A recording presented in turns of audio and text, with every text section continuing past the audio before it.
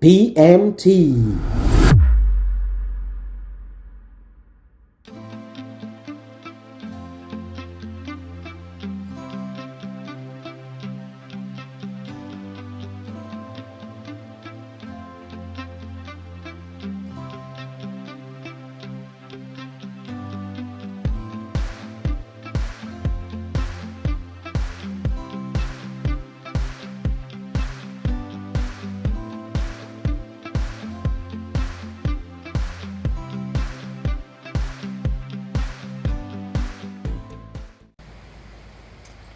C'est dans cet écrin de verdure sous la canopée de Cœur Bouliki que nous nous retrouvons aujourd'hui pour notre émission Révèle-moi en extérieur. Et le thème du jour, c'est revêtir le manteau de gloire. Dans Ésaïe 60, on peut lire « Les ténèbres couvrent la terre et l'obscurité les peuples. Mais sur toi, la lumière de l'Éternel se lève et sa gloire se lève sur toi. » Chez 3, on peut lire « Et vous verrez de nouveau la différence entre ceux qui m'obéissent et ceux qui ne m'obéissent pas. Vous verrez la différence entre ceux qui me servent et ceux qui ne me servent pas. » Dans l'épisode des 10 plaies que Dieu avait envoyées sur le pays d'Égypte, le Seigneur avait demandé aux Israélites d'appliquer sur les linteaux de leurs portes le sang d'un agneau. Et c'était ce signe distinctif qui a permis au Seigneur de les garder quand les plaies, quand la mort a frappé tout le pays d'Égypte. Tout comme David avait revêtu l'éphod pour consulter l'Éternel, aujourd'hui nous devons nous aussi revêtir notre éphod spirituel, notre manteau de gloire. Revêtir le manteau de gloire, c'est tout de suite sur Révèle-moi en extérieur.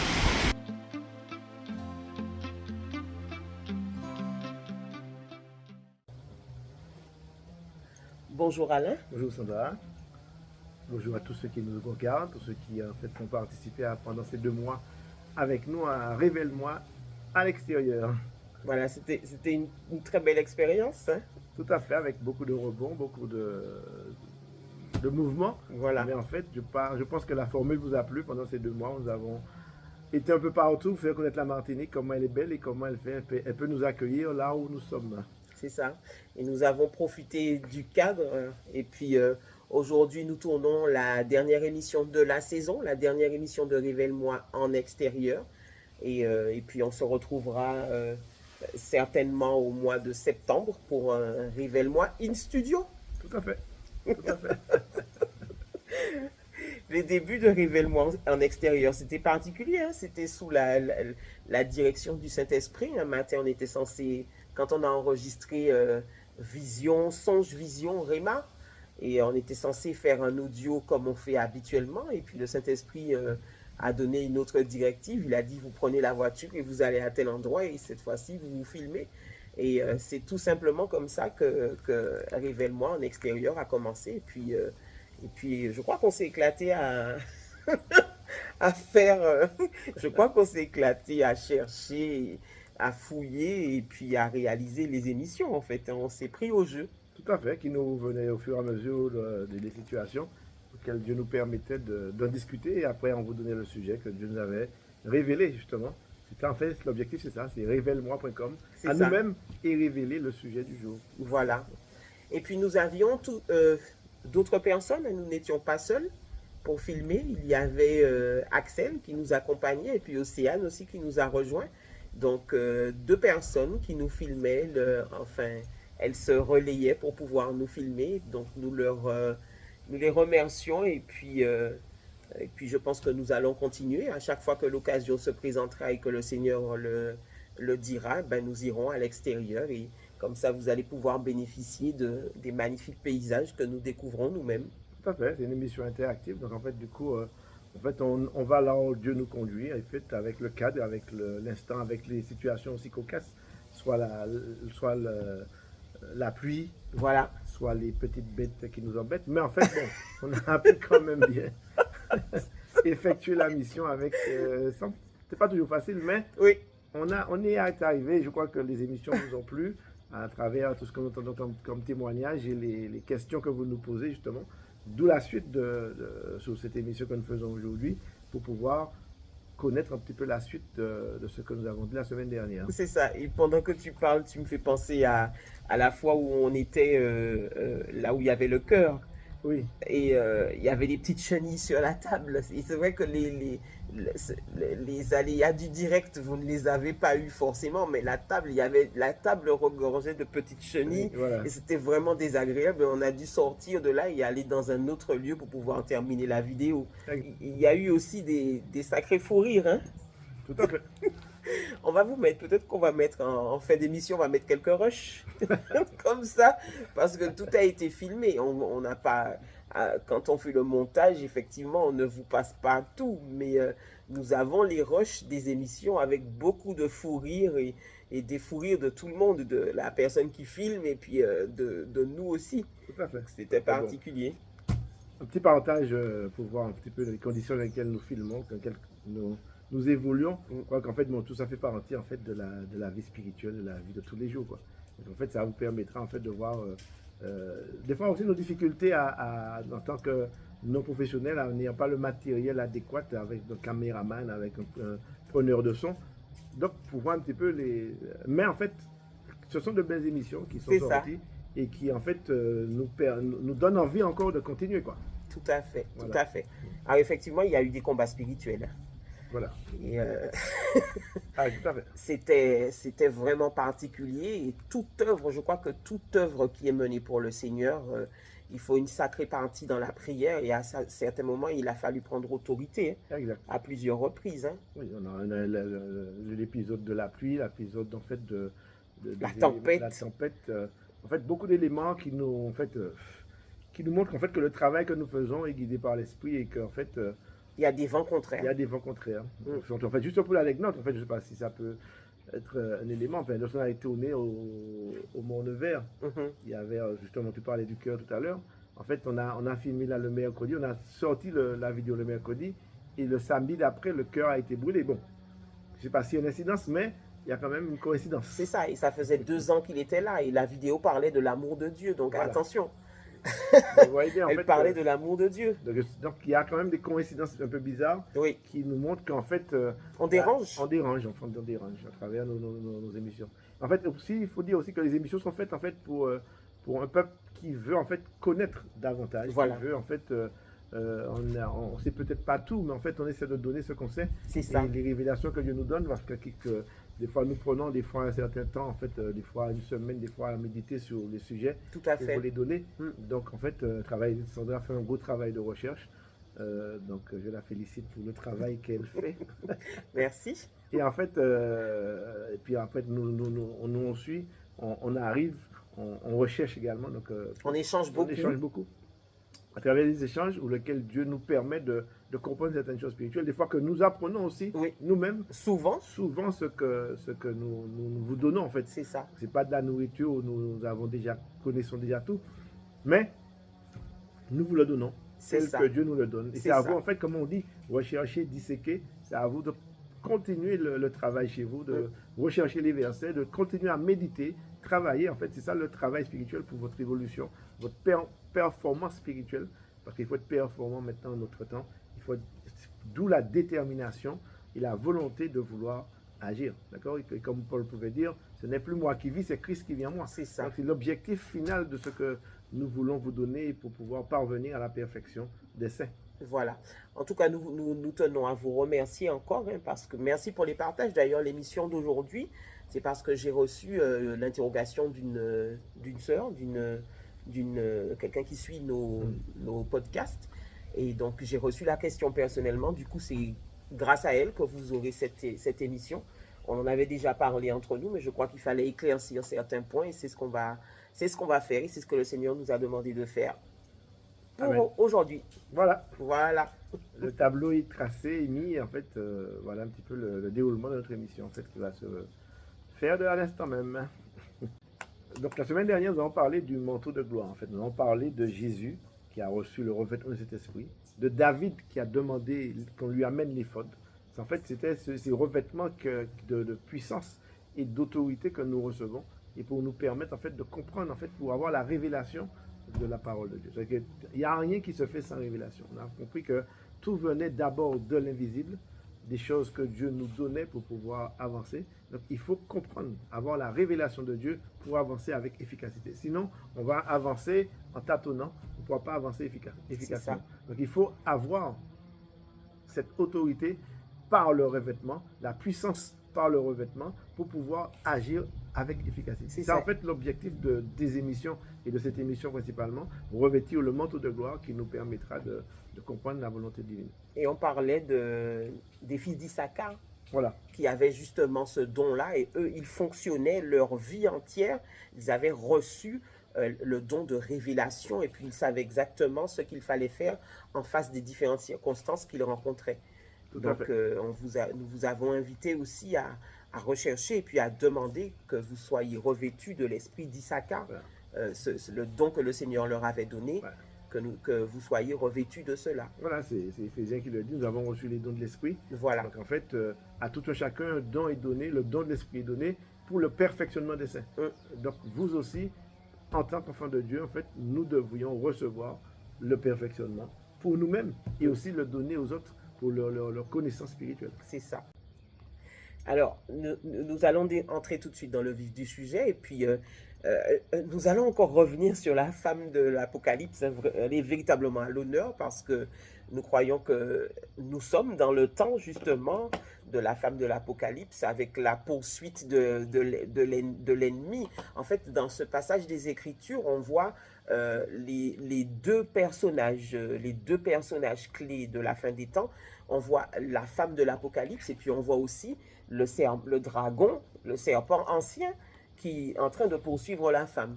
Et donc, nous croyons que nous arrivons dans ces temps-ci. Donc, nous allons prendre, je vous invite à prendre vos Bibles, nous allons prendre Apocalypse 12 et nous allons commencer à partir du verset 10 jusqu'au verset 17.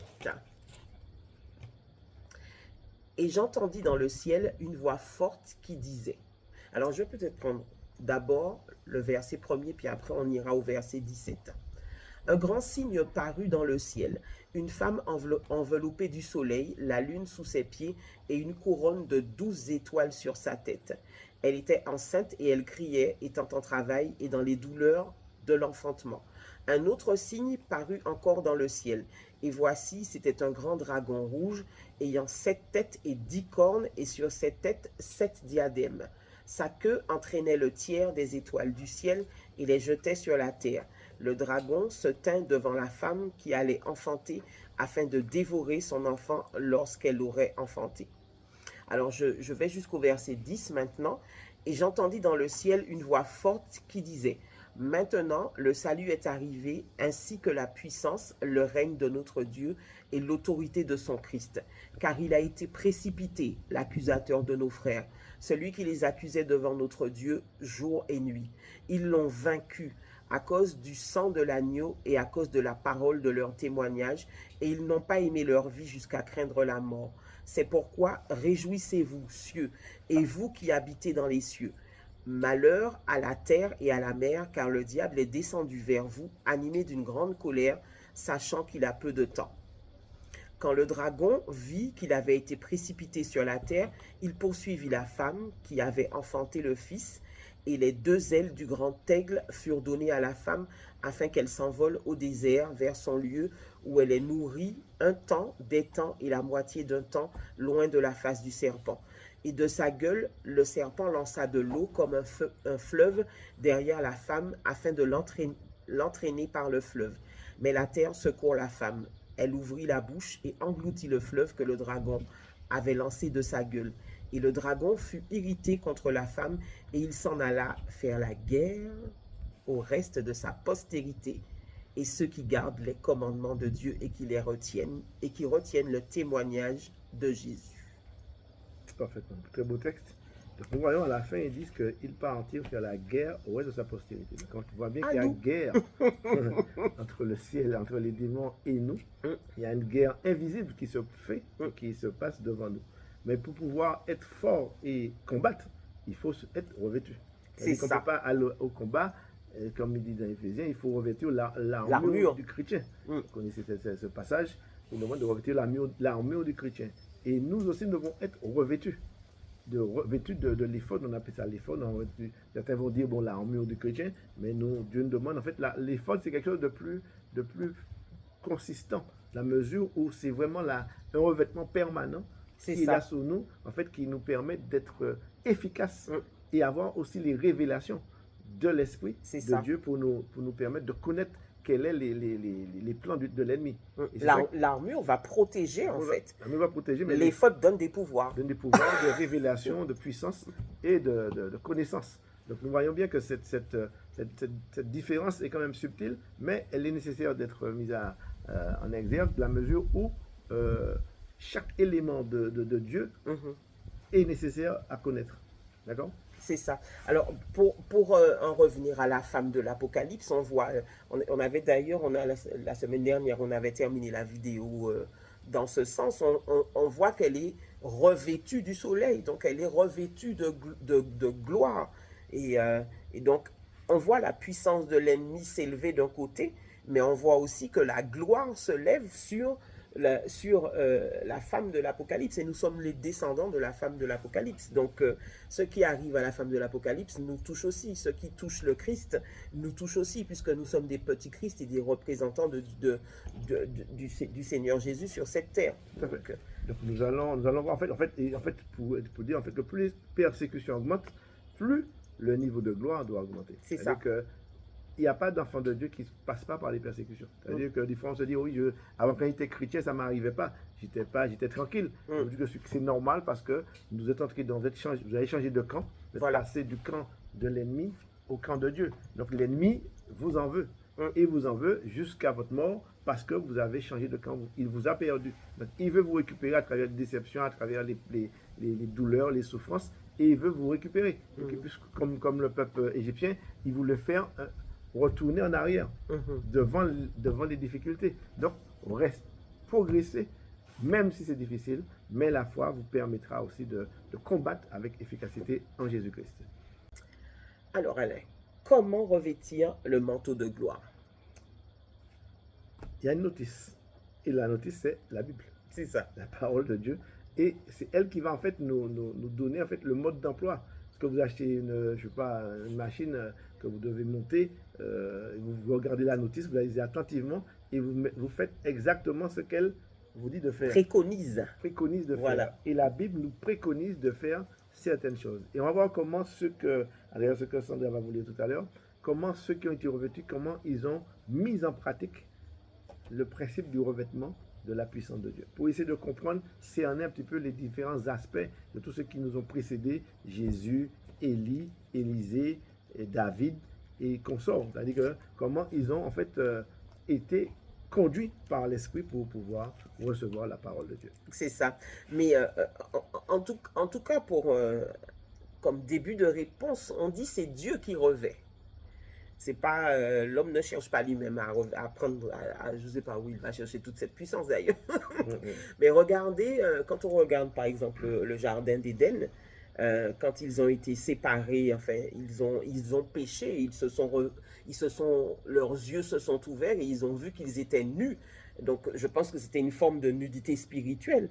À ce moment-là, Dieu les a appelés. C'est Dieu qui les a revêtus.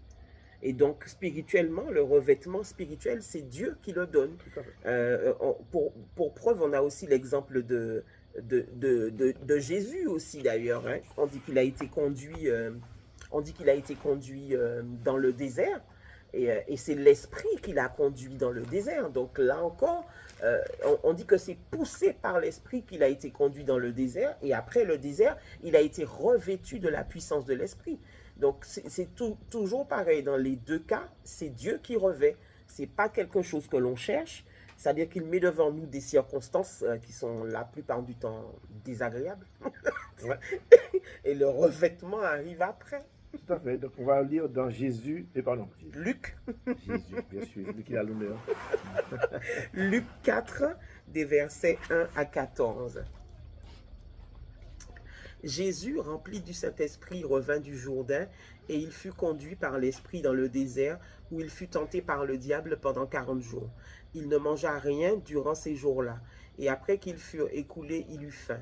Le diable lui dit, « Si tu es le Fils de Dieu, ordonne à cette pierre qu'elle devienne du pain. » Jésus lui répondit, « Il est écrit, l'homme ne vivra pas de pain seulement. » Le diable, l'ayant élevé, lui montra en insistant tous les royaumes de la terre. Et il lui dit, « Je te donnerai toute cette puissance et la gloire de ces royaumes, car elle m'a été donnée, et je la donne à qui je veux.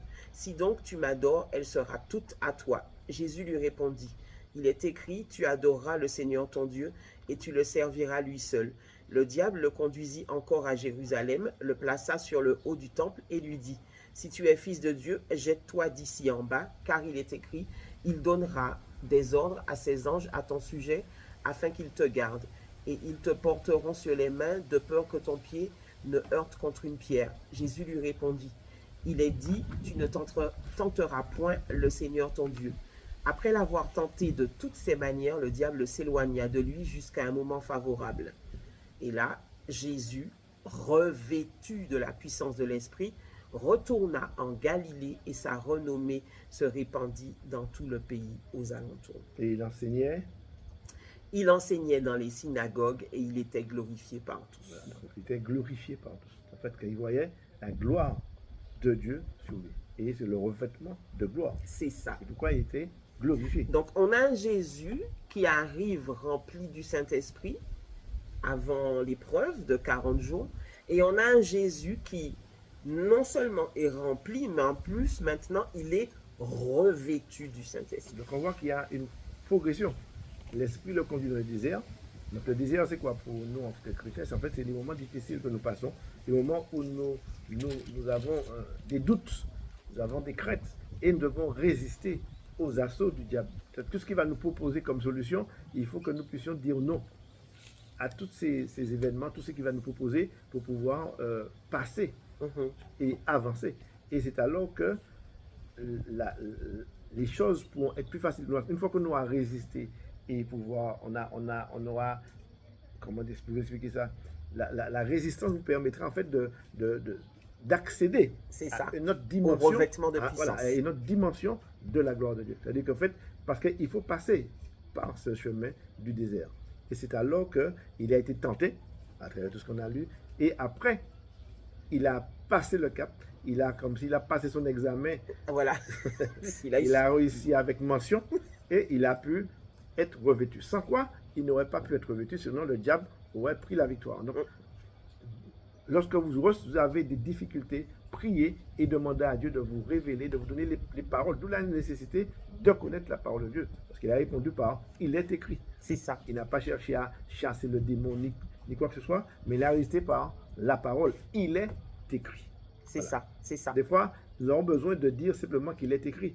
On aura beau chasser parce que c'est notre moment de tentation, d'épreuve, il faut résister par la parole ou la louange. Amen. Donc nous allons prendre maintenant 2 rois. 2 rois 2. Nous allons lire les versets 9 à 14 et nous allons surtout insister sur les versets 12, 13 et 14. Donc, juste un peu pour le contexte, là il s'agit de l'histoire d'Élie. Voilà. Et Élie avait véritablement un manteau de puissance. Ouais. Et puis, lors de la passation, c'est là où on découvre en fait que le manteau d'Élie avait une certaine puissance parce que lors de la passation, quand il meurt, finalement, c'est Élisée, son serviteur, qui va récupérer ce manteau de puissance. Et c'est cette portion des Écritures que nous allons lire aujourd'hui pour voir comment il y a eu le transfert. Donc, il y a un transfert qui peut se faire par le biais du Seigneur, quand Dieu décide lui-même. Entre disciples. Voilà. Il y a un transfert qui se fait d'abord par le biais du Seigneur et il y a un transfert qui peut se faire entre disciples. En anglais, on dit impartation. Je sais qu'on en parle énormément. Donc, entre disciples, il peut y avoir un transfert. Par exemple, quand vous regardez une vidéo et que vous écoutez la pensée de quelqu'un, vous pouvez, il y a un transfert qui se fait par le biais de la vidéo si vous êtes d'accord avec la pensée. Connecté à Oui, il y a l'Esprit une de Dieu. connexion puisque Connexion. c'est l'Esprit du Seigneur qui... Vous recevez la bénédiction en fait. Vous recevez la bénédiction. Parce qu'en fait, les messages de Dieu, en fait, si le message est donné en esprit et vie, Voilà. c'est-à-dire que l'esprit va vivifier et il va vous vivifier également. C'est C'est-à-dire que même si vous écoutez un message qui sort je sais pas, des États-Unis, vous comprenez l'anglais, c'est-à-dire que la portée du message spirituel, parce que l'esprit est partout, il est ici Voilà. en Martinique, en Guadeloupe, il est partout. Donc, il va se transmettre par l'esprit. C'est ça. D'accord? Puisque les paroles sont esprit et vie. Voilà. Et d'ailleurs, c'est quelque chose que nous avions reçu du Seigneur pendant que nous étions en train de faire les émissions pour vous. Le Seigneur nous avait dit que les paroles qu'il avait placées dans nos bouches étaient esprit et vie. Donc, certains ne vont pas capter, mais ceux qui ont l'oreille ouverte vont prendre et vont récupérer ce que Dieu a déposé dans nos bouches.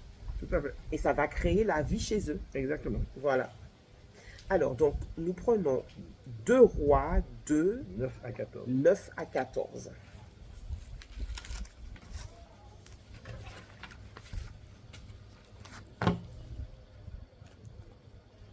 Lorsqu'ils eurent passé, Élie dit à Élisée, « Demande ce que tu veux que je fasse pour toi avant que je sois enlevé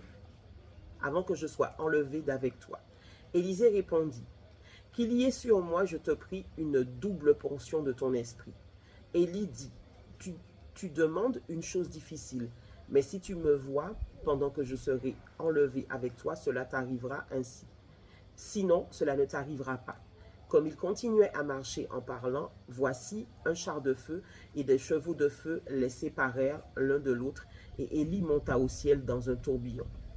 Élisée regardait et criait, mon père, char d'Israël et sa cavalerie. Et il ne le vit plus. Saisissant alors ses vêtements, il les déchira en 2 morceaux. Et il releva le manteau qu'Élie avait laissé tomber. Puis il retourna et s'arrêta au bord du Jourdain. Il prit le manteau qu'Élie avait laissé tomber et il en frappa les eaux et dit, où est l'Éternel, le Dieu d'Élie? Lui aussi, il frappa les eaux qui se partagèrent ça et là, et Élisée passa. Voilà la détermination d'Élisée, sa détermination à vouloir ce qu'il y avait. Le manteau. Le manteau. Et il était déterminé à recevoir. C'est ça. D'où votre nécessité d'avoir la détermination également pour pouvoir recevoir ce manteau de gloire. C'est-à-dire qu'il faut vouloir servir Dieu. C'est ça. Avoir cette volonté, cette disposition aussi pour servir Dieu, pour pouvoir, comme Élisée l'a fait, il a demandé. Oui. Il n'a pas hésité. Je veux ce que tu as. Et il était très proche de son mentor, en fait. Voilà. Il était fidèle. Là, il y a la notion de fidélité. Il était fidèle à son mentor. Il suivait l'enseignement de son mentor et c'est comme ça qu'il a récupéré le manteau de son mentor. Voilà. Donc, c'est pourquoi, en fait, le mode d'emploi, la notice et la parole. Suivez la parole de Dieu. Pas un homme, mais la parole de Dieu. C'est ça votre notice. Et qui vous permettra d'accéder. Et on voit que Élisée a reçu. Oui. Et ça nous rappelle le message que nous avons passé il y a 2 semaines. Que vois-tu? C'est ça. C'est la même question qu'il va poser à Élisée. Si tu me vois, voilà. tu auras. Voilà. C'est-à-dire que si tu perçois, si tu es ouvert spirituellement, exactement. Que si tes aptitudes spirituelles sont ouvertes, c'est-à-dire que s'il y a l'ouverture qui se crée, si vous êtes disposé spirituellement à recevoir, vous allez recevoir. C'est-à-dire qu'en fait, c'est cette disposition de l'esprit et vouloir par l'esprit recevoir les choses de l'esprit. C'est ça. Et puis, il faut faire confiance parce que si Élisée n'avait pas confiance dans Élie, il n'aurait rien reçu le ministère d'Élie ne lui aurait pas servi à quoi que ce soit. Voilà. Et donc, si vous faites confiance à la personne, vous allez récupérer son manteau. Mais si vous ne faites pas confiance, ça ne sert à rien. Par exemple, on peut être dans un culte il peut y avoir 50 personnes et puis il n'y en a que 10 effectivement qui récupèrent le manteau du serviteur qui a porté la parole. Pourquoi? Parce qu'il y a une histoire de confiance, de disposition, de préparation. Voilà. En fait, il n'y a plus d'exemples comme ça. En fait, les cinq vierges folles et sages. Voilà. Donc on voit bien que de deux qui seront sur un lit, un sera pris, l'autre sera laissé. En fait, c'est le même principe de ceux qui veulent et ceux qui sont plus disposés ou moins disposés. Voilà, c'est ça. Nous voulons tous, mais il y en a qui sont plus Il disposés y en a qui ont soif. et ceux qui ont soif. Voilà. Faim et soif. Voilà. Donc, en tout cas, on voit aussi dans le texte que avant que Élisée ne revête le manteau de gloire de Élie, il a déchiré ses vêtements. Surtout ça. D'accord. Donc il a abandonné ce qu'il était lui-même. Voilà. Ses propres vêtements, ses propres dispositions, ce qu'il pensait de lui-même, son C'est ça. orgueil. Il a tout mis, il a déchiré tout pour recevoir quelque chose de nouveau. C'est-à-dire qu'on ne peut pas mettre du vin, Du vin nouveau dans de vieilles outres. Voilà. Donc c'est ça en fait le principe. Il a fallu qu'il déchire ses vêtements, Oui. qu'il enlève ce qu'il avait de vieux pour recevoir ce qu'il avait. Le manteau de son mentor. Voilà. Donc, déchirons ce que nous avons pour accueillir le manteau de gloire, et c'est le brisement, hein, encore une fois. C'est le brisement. Le brisement, le désert qui nous mène jusque-là. Voilà. Quelques astuces maintenant pour pouvoir être en chemin pour recevoir le manteau de gloire. Donc, dans Galates 5 au verset 16, on nous dit, c'est pourquoi laissez le Saint-Esprit conduire votre vie. Alors, on répète ça tout le temps. La clé, c'est ça.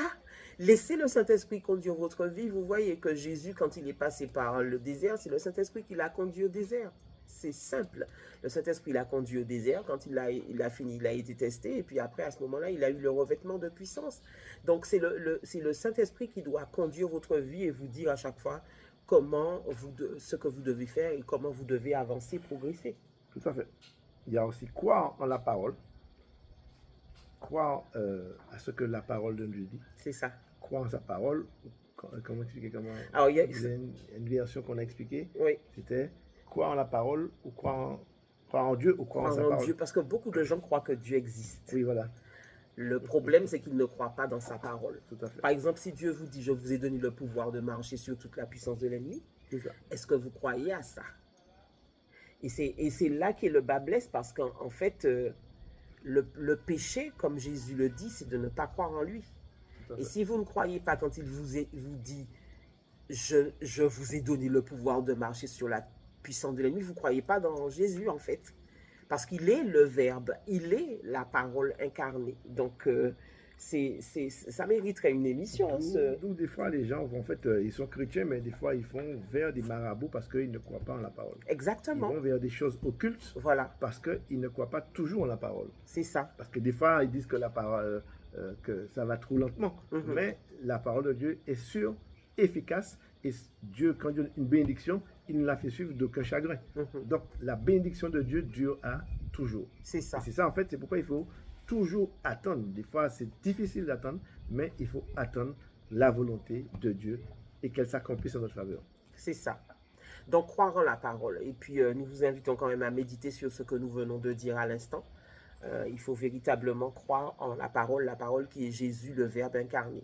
Donc, voilà. Et puis, être fidèle dans les petites choses, parce que pour être accoutumé à la voix de Dieu, c'est dans les petites choses qu'on apprend à le découvrir, en fait. C'est pas tout d'un coup, c'est progressif, comme tu disais la dernière fois. L'apprentissage de l'écoute du Saint-Esprit, elle est progressive. Tout à fait. C'est-à-dire que ça peut se faire d'un coup, mais il y a une progression. C'est-à-dire qu'il faut prendre l'habitude de se taire et d'écouter Dieu. Ce que vous ayez reçu ou pas sur l'instant, c'est pas grave. Mais fermez les yeux, écoutez Dieu sous votre cœur, pas dans votre intelligence, dans votre tête, mais sous votre cœur. Et vous allez, la parole de Dieu, c'est très, très subtil. Dieu, le Saint-Esprit ne fait pas beaucoup de falbala, mais il parle dans la douceur. Et vous allez trouver un petit verset ou une parole qui va vous monter sur votre cœur. Ou un chant. Et c'est ça, en fait, là où Dieu va commencer vous allez prendre l'habitude d'écouter Dieu. Mais fort souvent, nous prions, nous partons dans des prières longues, mais nous ne prenons pas le temps d'écouter ce que Dieu nous dit. C'est pourquoi, en fait, il faut prendre le temps d'écouter ce que Dieu nous dit. Du coup, nous n'avons aucune révélation. Si nous ne recevons rien, nous partons à tâtons et c'est souvent des coups d'épée qu'on envoie dans l'eau. Donc, ça ne sert pas à grand-chose. Tout à fait. Voilà. Il faut faire attention aussi à son discours intérieur.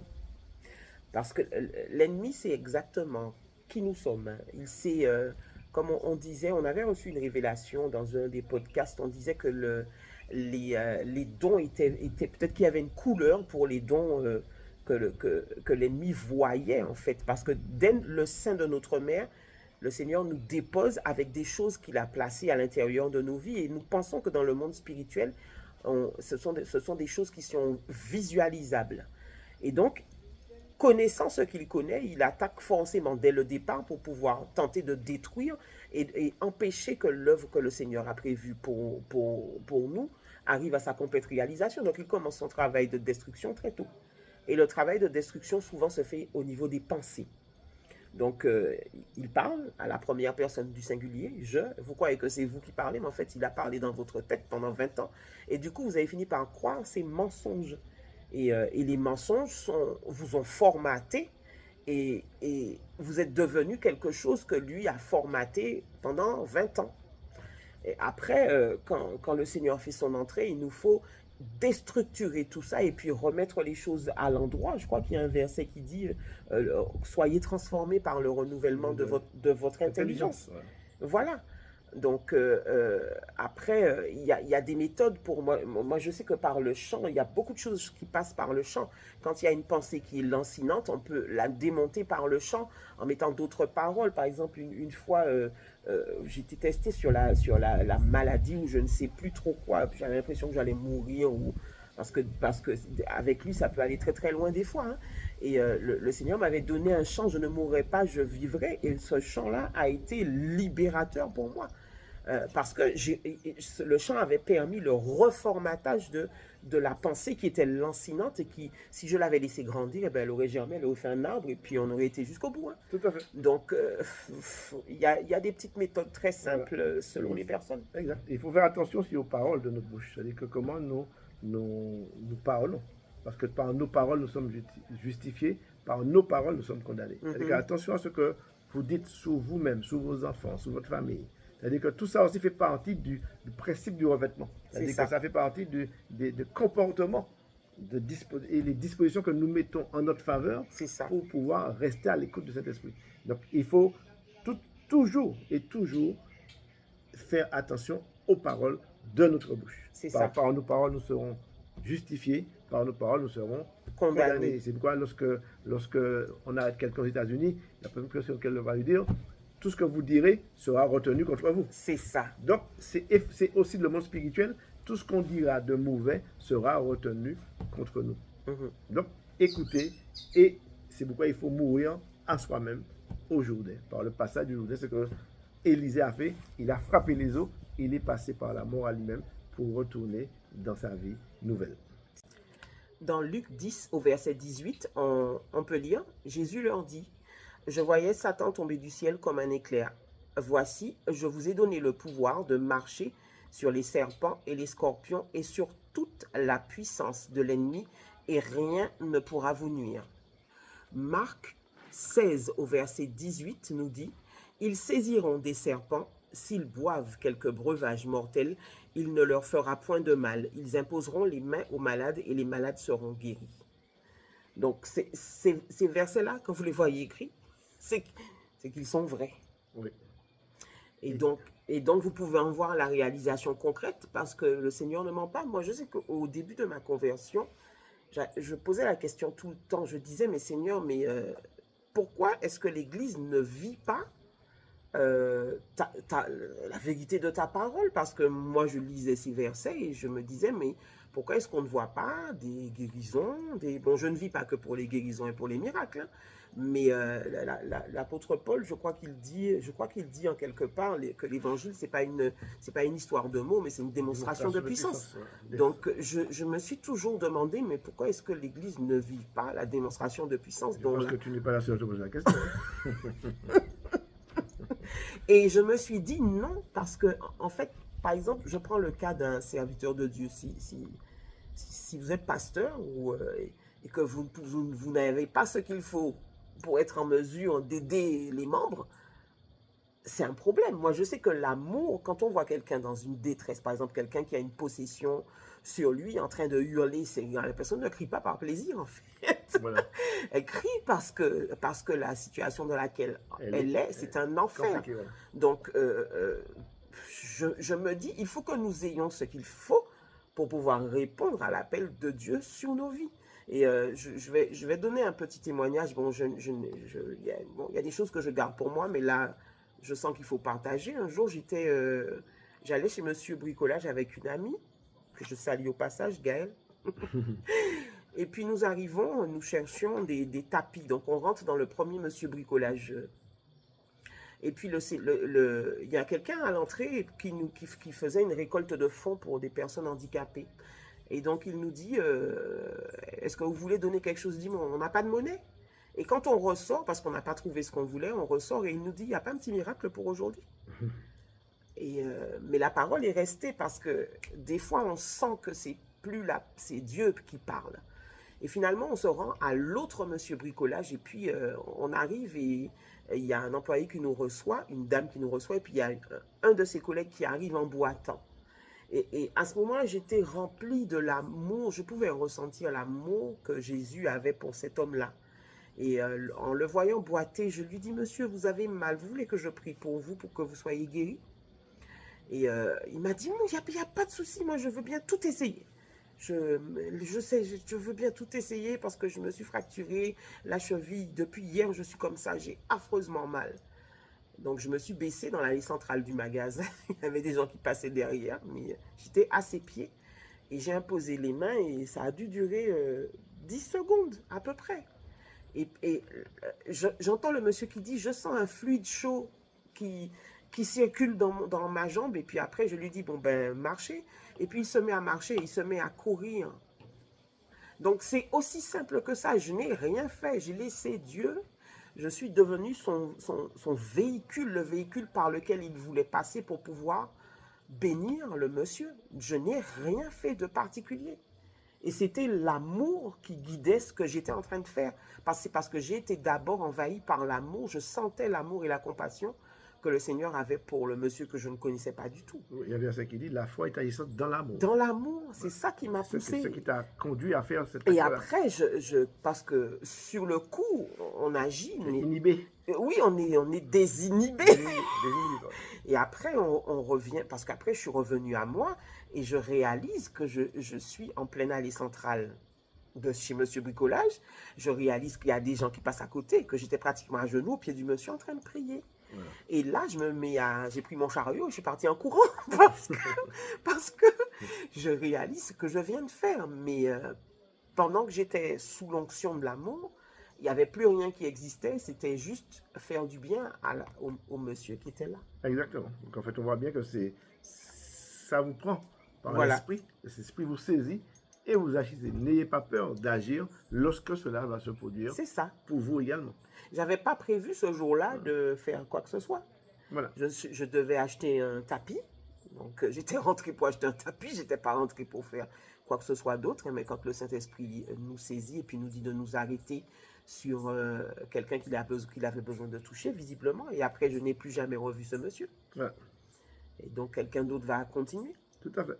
Voilà. Donc, c'est un témoignage qui nous montre en fait que l'Esprit peut vous saisir à n'importe quel moment, en dehors de toute situation de prière, dans un magasin, et vous pousser à parler de lui et à prier également pour la bénédiction. Et vous allez voir à ce moment-là la gloire de Dieu se manifester. C'est ça. Tel que vous l'avez peut-être pas conçu. C'est ça. Et après, quand il s'est mis à courir dans le magasin, et puis il m'a demandé, mais comment vous vous appelez? Parce que je veux témoigner. J'ai dit, mais c'est pas moi. J'ai dit, c'est le jour où vous allez témoigner que Jésus vous a guéri. Il me dit, oui, il faut que je témoigne, parce que regardez, je cours. Et puis il disait à sa collègue, regarde, je cours, je peux courir maintenant. Donc, tout de suite derrière, il fallait rendre à Jésus ce qui appartenait à Jésus. Hein. C'était pas moi, c'était Jésus. Voilà. Alors, pour appuyer ce petit témoignage qui vient d'être donné, je vous invite à prendre le psaume 8, verset 3. C'est un verset que j'aime énormément. Mais c'est la voix des petits-enfants, des tout petits-enfants que tu opposes à tes adversaires. Elle est comme un rempart que tu dresses pour réduire au silence tes ennemis les plus acharnés. Voilà. La voix des plus petits enfants en face de l'ennemi. Voilà. Donc on voit bien que c'est bien l'Esprit de Dieu qui conduit. Voilà. Un petit enfant, qu'est-ce qu'il connaît, qu'est-ce qu'il sait? Rien. Du tout. Donc il est totalement face à une situation que lui-même ne comprend pas. Donc, s'il n'y a pas l'Esprit de Dieu qui le dirige, peut pas agir. à travers sa voix, eh ben, il va combattre par l'Esprit de Dieu. Voilà, Il va dire, et c'est ça que nous sommes, des enfants de Dieu, exact. à qui est conféré un pouvoir, une autorité, par l'Esprit de Dieu. Mm. Pas par notre propre force, ni par la force, ni par la puissance, mais par mon esprit, dit le C'est ça, Seigneur. c'est ça, c'est ça. Ensuite, je me suis arrêtée sur le verset 5, toujours dans le psaume 8, on passe au verset 5. Je me demande, l'homme a-t-il tant d'importance pour que tu penses à lui? Or, tu l'as fait presque l'égal des anges. Tu le couronnes de gloire et d'honneur, tu le fais régner sur tout ce que tu as créé. Tu as tout mis sous ses pieds. C'est à l'homme que revient cette domination. Nous avons été couronnés de gloire C'est ça. et d'honneur. Donc nous voyons bien que Dieu nous aime. Oui, Dieu a un amour incommensurable pour nous, car Dieu a tant aimé le monde qu'il a donné son Fils unique. Donc on voit bien que l'amour de Dieu dépasse tout ce que nous pouvons même imaginer et comprendre. Et c'est un verset qui en parle, afin que nous puissions comprendre quelle est la hauteur, la largeur, la profondeur. de l'amour de Dieu manifesté pour nous en Jésus-Christ. Donc on ne pourra jamais comprendre cet amour tellement il est grand, tellement il est puissant en notre faveur. Et cet amour-là doit nous permettre d'agir par la foi. C'est ça. Et de pouvoir dire à Dieu, Seigneur, je veux ton revêtement. Je veux cette gloire, pas pour nous, mais pour les autres. Pas pour notre propre gloire, mais pour ta gloire. C'est ça. La gloire que nous voulons, c'est pour la gloire de Dieu. C'est ça. Ce revêtement de puissance, c'est pour encore la gloire de Dieu. Donc, l'amour de Dieu doit nous pousser à vouloir davantage plaire à Dieu. C'est ça. Et le verset 5 du psaume 8, la fin du verset dit, tu le fais régner sur tout ce que tu as créé, tu as tout mis sous ses pieds. Voilà. Souvent, l'ennemi fait croire que c'est à lui la domination. Mais en fait, le jour où les enfants de Dieu vont comprendre que la domination n'est pas à l'ennemi parce que Dieu a tout mis sous ses pieds. Quand la Bible nous dit que l'ennemi est venu pour dérober, égorger, détruire, C'est ça qui nous vole. c'est ça qu'il nous vole en fait. Pas nous voler l'argent. Non, c'est ça, voler notre la pouvoir, domination. La domination. C'est ça. Voilà. Et c'est pour ça qu'il il a une haine profonde pour nous. C'est parce que Dieu nous a donné la domination de ce qu'il a toujours voulu. Tout à fait. Et donc il a fait croire à tout le monde que c'est lui qui a la domination et qu'il fait ce qu'il veut sur la terre. Mais non, la Bible nous dit aussi que la création attend avec un ardent désir la révélation des fils de Dieu. Voilà. Quand les fils de Dieu vont savoir eux-mêmes ce qu'ils sont, à ce moment-là, ils vont pouvoir commander. Tout à fait. Donc voilà un petit peu le rôle que nous avons dans le Seigneur, dominer. C'est quand il a créé Adam et Ève, dominer sur toute la terre. Et tout ce qui se meut sous la terre. En Jésus-Christ, nous retrouvons cette disposition qu'il a créée pour nous. Donc, c'est ça. Prenons donc autorité et prenons position pour ce que nous sommes. C'est ça. D'ailleurs, dans 2 Corinthiens 4 au verset 13, on peut lire et comme nous avons le même esprit de foi qui est exprimé dans cette parole de l'Écriture, j'ai cru, c'est pourquoi j'ai parlé. Nous aussi, nous croyons et c'est pour cela que nous parlons.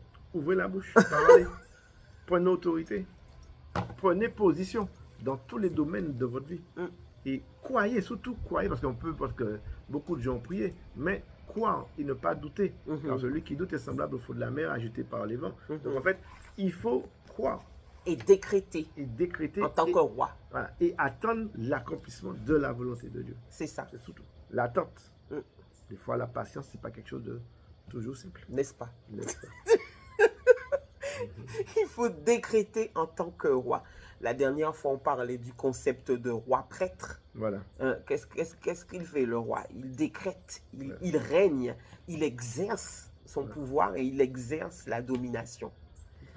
Donc voilà. Voilà, donc en fait, nous sommes des rois prêtres, des rois avec l'autorité de roi et prêtres avec l'autorité spirituelle. Les deux mélangés font que nous avons une autorité certaine et ça permet en fait de décréter, de régner et exercer la domination.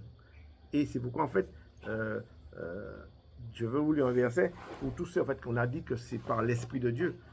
Mais pour tous ceux qui ne sont pas sûrs d'avoir l'Esprit de Dieu, je vais vous donner un verset qui vous permettra de le demander. Il dit dans Matthieu 7 au verset 7, « Demandez et l'on vous donnera. Cherchez et vous trouverez. Frappez et l'on vous ouvrira. Car quiconque demande reçoit. Celui qui cherche trouve. Et l'on ouvre à celui qui frappe.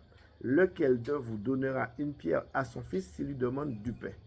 Ou s'il demande un poisson, lui donnera-t-il un serpent? Si donc, méchant comme vous l'êtes, vous savez donner de bonnes choses à vos enfants, à combien plus forte raison votre Père qui est dans les cieux donnera-t-il de bonnes choses à ceux qui les lui demandent? Et notre version dans Luc dit à ceux qui demandent le Saint-Esprit. C'est Donc ça. en fait, demandez et vous allez Recevoir. Si Dieu est capable de donner, si vous qui êtes méchants, savez donner de bonnes choses à vos enfants, à plus forte raison, Dieu nous donnera le Saint-Esprit. Donc la prière simple que vous devriez faire chez vous, Père éternel, donne-moi ton Esprit Saint. Et Voilà. croyez qu'il vient habiter dans votre cœur. C'est ça qu'il faut faire comme prière pour être sûr d'avoir le Saint-Esprit. D'accord? Si vous n'êtes pas sûr de l'avoir. C'est aussi simple que ça. Et puis, par rapport au manteau de gloire, hein, vous pouvez prier et que le Saint-Esprit vous donne encore des révélations parce que vous aussi, je suis persuadé que vous aussi, vous avez des révélations. Et comme c'est lui qui doit vous conduire dans toute la vérité, donc c'est lui qui vous conduira et peut-être que vous aurez un temps d'épreuve devant vous parce que le manteau est souvent transmis comme ça. Ou alors vous allez devoir entrer sous le ministère de quelqu'un pour pouvoir avoir un transfert de manteau. Et que le Saint-Esprit, en tout cas c'est ce que nous souhaitons pour vous aujourd'hui, que le Saint-Esprit vous conduise comme il l'a désiré, que vous puissiez être revêtus de gloire pour accomplir exactement ce que Dieu veut que vous fassiez à partir de maintenant. Tout à fait. Et juste pour compléter ce que tu disais, dans Luc aussi, dans Luc 11, verset 13, c'est le même verset, mais il termine par à plus forte raison, le Père Céleste donnera-t-il le Saint-Esprit à ceux qui le lui demandent. Donc ça, c'est le même verset de Matthieu, mais dans Luc 11 au verset 13, c'est la version où il dit il donnera le Saint-Esprit à ceux qui le lui demandent. Donc, on voit bien que des fois, le Saint-Esprit peut être donné d'un coup.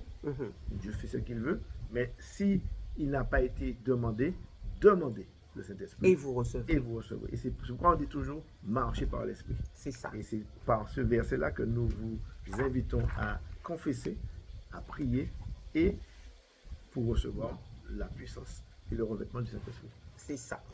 Alors, nous allons terminer notre émission et en même temps notre série avec Éphésiens 1 au verset 17. Et peut-être qu'il faudra aller jusqu'au bout pour les amoureux de la parole.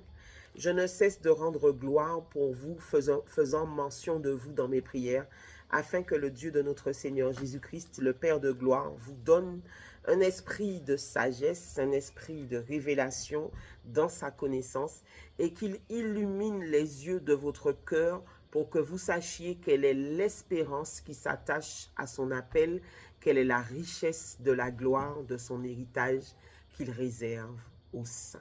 Voilà. Voilà. Donc voilà un héritage extraordinaire. Voilà. Quelque chose de merveilleux. Donc, relisez chez vous Éphésiens 1, verset 17. Tout Éphésiens d'ailleurs. C'est ça. Voilà. Et qu'elle est envers nous qui croyons l'infinie grandeur de sa puissance, se manifestant avec efficacité par la vertu de sa force. Il a déployé en Christ, en le ressuscitant des morts et en le faisant asseoir à sa droite dans les lieux célestes, au-dessus de toute domination, de toute autorité, de toute puissance, de toute dignité et de tout nom qui peut être nommé non seulement dans le siècle présent, mais encore le siècle à venir dans lequel nous sommes. Il a tout mis sous ses pieds et l'a donné pour chef suprême à l'Église, qui est son corps, la plénitude de celui qui remplit tout autre. Donc nous sommes l'Église de Dieu. Et il nous a donné cette autorité. C'est ça. Nous l'avons. Pas quelque chose que nous allons avoir. Nous l'avons. Ça a déjà été donné. Voilà. D'ailleurs, il y a une chanson qui dit ça. Voilà. Et regardez aussi ce que vous êtes, votre position au verset 6, dans Éphésiens 2, verset 6. Vous pouvez lire tout Éphésiens, c'est un chapitre extraordinaire. Il nous a ressuscités ensemble et nous a fait asseoir ensemble dans les lieux célestes en Jésus-Christ, afin de montrer dans les siècles à venir l'infinie richesse de sa grâce par sa bonté envers nous en Jésus-Christ. C'est par la grâce que vous êtes sauvés, par le moyen de la foi. Cela ne vient pas de vous, c'est le don de Dieu que vous recevez, le revêtement et la puissance d'esprit. C'est pas quelque chose que... Ça ne vient pas de vous. Nous, ça vient de Dieu. Et ce n'est point par les œuvres, afin que personne ne se glorifie. Ce n'est pas parce que nous allons faire des œuvres que nous allons être meilleurs. C'est simplement parce que nous croyons et nous avons reçu la parole dans notre cœur. Car nous sommes son ouvrage, ayant été créés en Jésus-Christ pour de bonnes œuvres que Dieu a préparées d'avance afin que nous les pratiquions. Donc, on voit bien que le principe du revêtement, le seul effort que vous avez à faire, c'est de croire en sa parole et de recevoir l'Esprit et de marcher par l'Esprit. C'est tout. C'est la seule disposition que Dieu vous demande. Croire. Croire. Donc en une seule phrase, on a répondu à toute la question. Comment on fait pour recevoir le manteau de gloire? Il faut croire en sa parole. C'est tout. Voilà, on a eu tout ça pour conclure comme ça, parce que c'est sa parole qui va vous permettre d'accéder aux choses célestes et l'Esprit de Dieu. C'est-à-dire que toute une série de dispositions, la notice, pratiquez-la. D'accord? Amen. Amen. Et puis parlons. J'ai cru, c'est pourquoi j'ai parlé. Voilà. Amen. C'est ici que s'arrête cette belle série. C'était un plaisir de réaliser ces émissions, un plaisir de vous lire après. Et donc, c'est la dernière de la saison de Révèle-moi en extérieur. Et puis, on se retrouve bientôt. Bientôt. Au début septembre. On verra. Voilà, début septembre avec la rentrée des classes, ça va être particulier. Dans le courant du mois de septembre. Voilà, que Dieu vous bénisse. C'est ici que se termine votre émission, Les Pieds dans l'eau. Nous vous souhaitons une bonne fin de vacances et nous nous retrouvons dans le courant du mois de septembre. Ciao!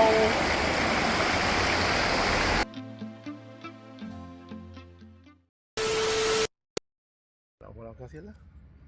L'arc-en-ciel là. Allez. Fais le petit bout. Ce mot faux jour, on va voir.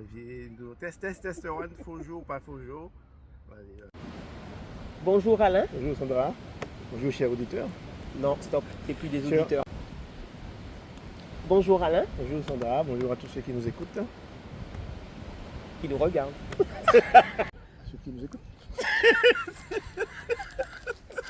Ceux qui nous regardent. Faut faire un bêtisier, je vous dis ça. Je vais mettre dans le bêtisier. Bonjour Alain. Bonjour Sandra, bonjour à ceux qui nous regardent. Voilà. Aujourd'hui, c'est ceux qui nous regardent, c'est pas ceux qui nous écoutent. Alors. Jérémie 1 au verset 11 nous dit: Que vois-tu?